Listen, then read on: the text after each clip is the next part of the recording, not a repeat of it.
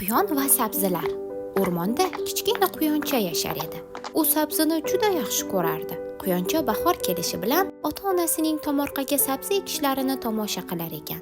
O'zi ham katta bo'lganida ularga o'xshab sabzi ekib, parvarish qilishni orzu qilar edi. Oradan yillar o'tib, quyoncha voyaga yetdi. Endi uning o'z uyi va tomorqasi bor edi. Quyon ham endi ota-onasi kabi sabzi ekar edi. U sabzi ekish va parvarishlashni yaxshi o'rgangandi. Masalan, sabzilar ularni bir-birlariga yaqin ekishni yoqtirmasliklarini, agar shunday ekishsa, ular arazlab yaxshi o'smasliklarini yoki sabzilar atrofidagi yer yumshatib turilmasa, qing'ir qiyshiq bo'lib o'sishlarini ham bilar edi. Bundan tashqari, yerga qum aralashtirib turilsa, sabzilar katta bo'lib yaxshi hosil berardi. Quyon bularning hammasini ota-onasidan o'rgangan va sabzilarni mehr bilan parvarishlardi. Kuzda esa eng chiroyli va sersuv sabzilarning ko'pini o'zi yig'ib olar edi. Bu yil ham bahor kelishi bilan Quyon har doimgidek sabzi ekdi. Ekkan sabzilarini parvarish qildi. Kuz kelib, hosil yig'ish payti kelganda, Quyon sabzilarini kovlab boshladi. Qarasa, sabzilarining hammasi yorilgan va qing'ir qiyshiq ekan. Buni ko'rgan Quyon yig'lab yuboribdi. Uning yig'isini eshitib, atrofdagi hayvonlar yig'ilishibdi. Quyon ularga sabzilarini ko'rsatib, "Nega bunday bo'ldi?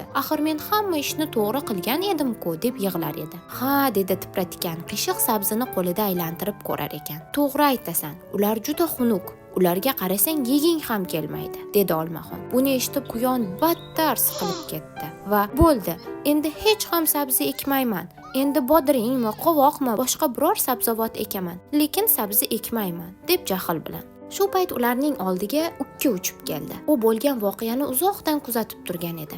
Ukki Quyonga qarab dedi: "Quyon-voy, sen ko'z yoshi to'kib bema'ni qarorlarni qabul qilgandan ko'ra, sabzilarning nega shunday o'sganini sababi haqida o'ylab ko'rsang bo'lar edi. Bu haqda boshqa quyonlar bilan maslahatlashsang, sen uchun foyda bo'lar edi. Menga maslahatning keragi yo'q. Sabzi yetishtirishni o'zim juda yaxshi bilaman", dedi Quyon zarda bilan. "Demak, yaxshi bilmas ekansan. Chunki qo'shni hovlida yashaydigan Quyonning sabzilari senikidek yorilgan va qing'ir qiyshiq emas", dedi ukki. Buni eshitgan Quyon qo'shnisining sabzilarini borib ko'rgisi keldi. Lekin bahor kunlarida qo'shnisi "Kel, maslahatlashib ish qilamiz", deganda, "Men hech kimning maslahatiga muhtoj emasman. Birovga maslahat berishga esa vaqtim yo'q", deb uni xafa qilgan edi. Quyon o'sha voqeani esladi va indamay boshini egdi. Shu payt qo'shni Quyonning o'zi bir quchoq sabzi ko'tarib, ularning yoniga kelib qoldi. "Qo'shni, hosilimni yig'gan edim, sizga ham ozgina ilindim", dedi. Quyonning ham sabzilarini kavlab olganini ko'rib, "Sizlar ham hosilni yig'yapsizlarmi?" dedi. Va Quyonning ahvolini va sabzilarini ko'rib, "Bevaqt kelibman shekilli, uzr", dedi.